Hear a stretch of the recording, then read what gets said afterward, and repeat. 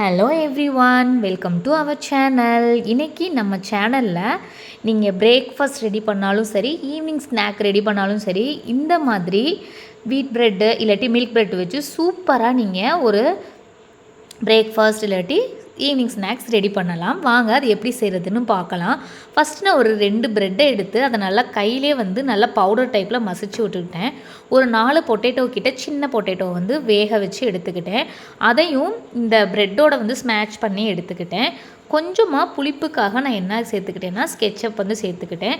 இது எல்லாமே நல்லா ஸ்மாஷ் பண்ணணும். இதில் உப்பு, கொஞ்சமாக உப்பும் மிளகாத்தூள் மட்டும் எக்ஸஸாக நீங்கள் ஆட் பண்ணிக்கோங்க. கொஞ்சமாக இதில் வெங்காயம், சில்லி இது எல்லாமே கட் பண்ணி போட்டுக்கோங்க.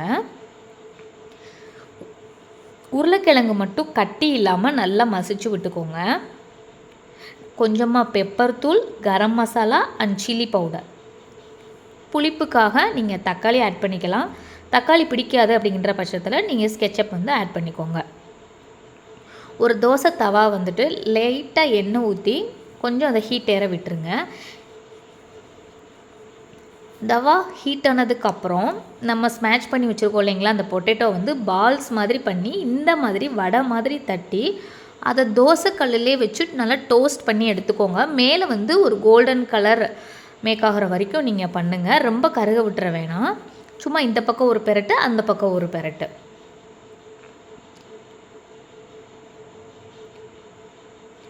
அந்த ஆளு மேலேயும் லேசாக நீங்கள் எண்ணெய் விட்டுக்கலாம். இந்த மாதிரி நான் வீடியோவில் காட்டுறேன் இல்லைங்களா, இந்த மாதிரி லைட்டாக மேலே ஒரு கோல்டன் கலரில் வந்தால் போதும், நம்ம எடுத்துடலாம். அதை இது ஒரு 5 to 7 மினிட்ஸ் கூட ஆகாது நம்ம ஹீட் பண்ணுறப்போ அந்த கோல்டன் கலர் மேலே வர்றதுக்கு. இது ரெஸ்டாரண்ட்லலாம் பார்த்தோன்னா பர்கருக்கு சென்டரில் வச்சுருப்பாங்க இல்லைங்களா, அந்த டேஸ்ட்டில் தான் இது இருக்கும். இது கூட நீங்கள் பன்னீர் சேர்த்துக்கலாம், காளான் சேர்த்துக்கலாம், சிக்கன் வேக வச்சு கூட நீங்கள் சேர்த்துக்கலாம். இந்த மாதிரி சாண்ட்விச் ப்ரெட் எடுத்துகிட்டு இதுக்கு மேலே நீங்கள் குக்கும்பர் வச்சுக்கலாம். நான் இன்றைக்கி ரொம்பவே சிம்பிளாக சீஸ் மட்டும்தான் வச்சுருந்தேன். ஒரு சீஸ் ஸ்லைட்ஸ் வச்சுட்டு அந்த மேக் பண்ண அந்த ஆலு பால்ஸை மேலே வச்சு இந்த மாதிரி தோசைக்கல்ல வச்சு இங்கிட்டும் அங்கிட்டும் ஒரு டோஸ்டிங் மாதிரிக்கு பண்ணிக்கலாம். நீங்கள் ராவாகவும் அதை சாப்பிட்லாம், நல்லா தான் இருக்கும். அவன் இருந்துச்சுன்னா அதில் வச்சு நீங்கள் ஹீட் பண்ணி சாப்பிட்லாம். நான் தோசைக்கல்ல தான் டோஸ்ட் பண்ணிக்கிட்டேன் 2 பக்கமும். நம்ம டோஸ்ட் பண்ணும்போது என்ன ஆகும்னா அந்த ப்ரெட்டுமே நல்லா க்ரன்ச்சியாக இருக்கும். குழந்தைங்க ரொம்ப விருப்பப்பட்டு சாப்பிடுவாங்க. இப்போ பெரியவங்க நீங்கள் காலைல பிரேக்ஃபாஸ்ட் ஆஃபீஸ் போகிறவங்கன்னா நீங்கள் கண்டிப்பாக அதை டோஸ்ட் பண்ண வேணாம். இந்த மாதிரி மட்டும் மேலே வச்சு நம்ம டோஸ்ட் பண்ண ஆலுவை வச்சு நீங்கள் சாப்பிடலாம். குழந்தைங்களுக்கு கொடுக்கும் போது இந்த மாதிரி லைஸாக டோஸ்ட் பண்ணியே கொடுங்க, இல்லாட்டி வயிறு அப்செட் இந்த மாதிரி ஆகலாம். அதனால் நீங்கள் கொஞ்சம் ஹீட் பண்ணிகிட்டே கொடுங்க. அந்த சீஸும் நல்லா மெல்ட் ஆயிரும். அவங்க சாப்பிட்றப்பையும் நல்லா டேஸ்டியாக இருக்கும். இது ஈவினிங் ஸ்நாக்குக்கு தான் தம்பிக்கு ப்ரிப்பேர் பண்ணி கொடுத்தேன் நான். நீங்களும் ஈவினிங் ஸ்நாக் மார்னிங் பிரேக்ஃபாஸ்ட் இதுக்கு எல்லாமே ப்ரிப்பேர் பண்ணுங்கள், நல்லாயிருக்கும். நம்ம இது கூட கேரட் துருவி அதில் பீனட் பட்டர் இந்த மாதிரியும் நீங்கள் சேர்த்து கொடுக்கலாம்.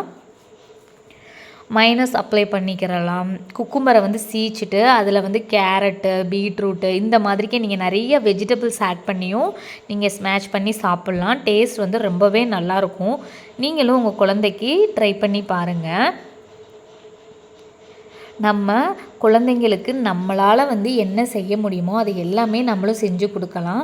குழந்தைங்க ஹோட்டல்லலாம் பார்த்திங்கன்னா ரொம்பவே ஃபுட் கலர் சேர்த்துருப்பாங்க. அவங்க இப்போ இருக்கிற காலத்தில் இதுதான் விரும்புகிறாங்க அப்படின்னு தெரிஞ்சிச்சுன்னா அவங்கக்கிட்ட நம்ம அடமெண்ட்டாக பிஹேவ் பண்ணாமல், தம்பி உனக்கு நான் வீட்டிலே செஞ்சு கொடுக்குறேன், பாப்பா உனக்கு என்ன வேணும்னு சொல்ல, அம்மா வீட்டில் இதே மாதிரி செஞ்சு கொடுக்குறேன்னு சொல்லிவிட்டு நீங்கள் ஒன்ஸ் நீங்கள் ஹோட்டலில் வாங்கி கொடுத்ததுக்கு அப்புறம் தான் இல்லைங்களா அவங்க கேட்குறாங்க. நீங்கள் அதே டைப்பில் நீங்கள் ஒரு அரிசி மாவு கூட யூஸ் பண்ணி சீஸ் பால்ஸ் செஞ்சு கொடுங்க, மைதா யூஸ் பண்ணாமல். மோமோஸ் லைக் பண்ணுறாங்களா, நம்ம பச்சரிசி மாவில் கீரை நல்லா ஆஞ்சு போட்டு அதில் உள்ளே ஸ்டஃபிங் பன்னீர் இந்த மாதிரி கொடுத்து மைதாக்கு பதிலாக ஆல்டர்னேட்டிவாக நீங்கள் அரிசி மாவை யூஸ் பண்ணி கூட சூப்பரான மோமோஸ் ரெடி பண்ணி கொடுக்கலாம். ஸ்கெட்சப்புக்கு நீங்கள் வெறும் தக்காளியை அரைச்சி அதில் லைட்டாக சால்ட் அண்டு கொஞ்சமாக கார்லிக் சேர்த்துட்டு லைட்டாக ஸ்வீட் சேர்த்து அப்ளை பண்ணிங்கன்னா நம்மளுக்கு சாஸ் ரெடி ஆயிரும். குழந்தைகளுக்கு தேவை அந்த காம்பினேஷனில் இருக்கணும் தானே தவிர்த்துட்டு இதுதான் நம்மளுக்கு டேஸ்ட் வந்து இன்னும் முழுசாக தெரியாது. இந்த மாதிரி ஹெல்த்தியாக அதற்கு ஆல்டர்னேட்டிவாக ரொம்பவே ஹைஜீனிக்கான ஃபுட்டை கண்டிப்பாக இப்போ இருக்க மம்மிஸ்னால கொடுக்க முடியும். நான் இந்த மாதிரி தான் ட்ரை பண்ணிகிட்ருக்கிறேன். ஆக்சுவலாக நான் வந்து வீட் சாண்ட்விச் தான் கேட்டேன். ஆனால் எனக்கு அன்றைக்கி கிடைக்கலன்றனால நான் மைதாலேயே வாங்கிட்டு வந்துட்டேன். நீங்கள் வீட் பிரெட் கிடச்சிச்சின்னா கண்டிப்பாக வீட் பிரெட்டில் ட்ரை பண்ணுங்கள். உங்கள் குழந்தைங்களுக்கு கண்டிப்பாக நீங்கள் செஞ்சு கொடுக்குற எல்லா ஃபுட்டு பிடிக்கும். எங்கள் வீட்டு குழந்தைங்க ரொம்பவே என்ஜாய் பண்ணி சாப்பிட்டுட்டு இருந்தாங்க. தம்பிக்கு இந்த மாதிரி ப்ரிப்பேர் பண்ணி கொடுக்குறதெல்லாம் ரொம்ப பிடிக்கும். என் பெரிய பையனுக்கு, சின்ன பையனுக்கு அது என்னன்னு கூட தெரியாது. ஏன்னா நான் கொடுத்து பழக்கினது இல்லை. பெரியவர் வந்து நல்லா சாப்பிடுவாங்க. சாப்பிட்டுட்டு அவன்கிட்ட தான் ரிவ்யூ கேட்டுட்டு இருந்தேன். அந்த கிளிப்பையும் இந்த வீடியோவில் ஆட் பண்ணியிருக்கேன். அவர் ரொம்பவே லைக் பண்ணி தான் சாப்பிட்டுட்டு இருந்தார். கண்டிப்பாக இந்த வீடியோ உங்களுக்கு பிடிச்சிருக்கும்னு நினைக்கிறேன். இதை விட இன்னும் சுவாரஸ்யமான நிறைய வீடியோஸ், அதுவும் இல்லாமல் உங்களுக்கு யூஸ்ஃபுல்லாக இருக்க போகிற வீடியோஸும் இனி வரப்போகிற வீடியோவில் வரப்போகுது. தேங்க்ஸ் ஃபார் வாட்சிங். Keep supporting our channel.